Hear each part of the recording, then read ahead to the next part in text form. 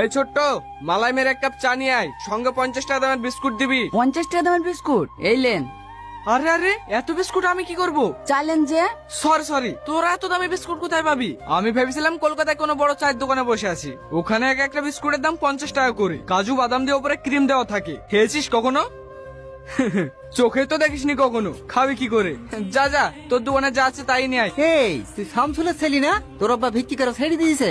আরে কাকে কি বলছেন আপনি? আমার আব্বা কেন বিক্রি করবে? তোর আব্বাকে তো দুদিন আগেই ভিক্ষি করতে দেখলাম। দুদিন আগে কি করেছে সেটা দেখি লাভ নাই, এখন কি করছে সেটা দেখেন। এখন আমি মাস গেলে 50 লাখ টাকা ইনকাম করি, আর আমার আব্বা বিক্রি করবে? কি ব্যাপার, রোহন এত টাকা কোথায় পাইলো? কদিন আগেই তো ঠিক মতো খেতে পাইছিল না, হঠাৎ করে এত টাকা ওর কাছে কিভাবে আসলো?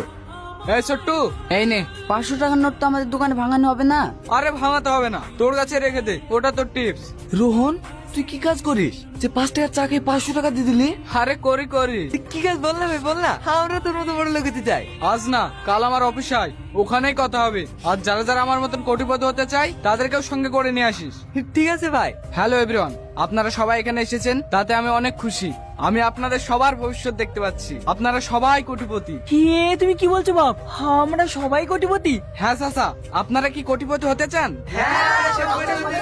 কোটিপতি হতে হলে এইটুকু তো করতেই হবে, সুযোগ বারবার আসে না, এটাই তোমাদের একমাত্র সুযোগ কোটিপতি হওয়া।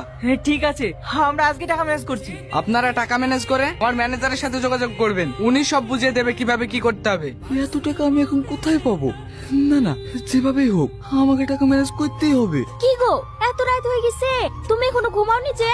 হ্যাঁ তুমি ঘুমাও, আমি ঘুমাচ্ছি। না, এভাবে হবে না, আমাকে অন্য উপায় ভাবতে হবে।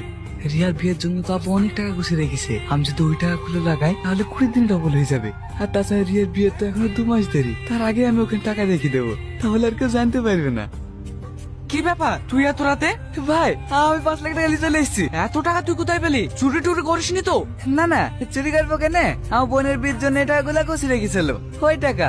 ও ঠিক আছে 20 দিন পরে এসে নিয়ে যাস, ডবল হয়ে যাবে। ঠিক আছে ভাই, টাকাগুলো ডবল হবে তো? লে তোর টাকা লিজা।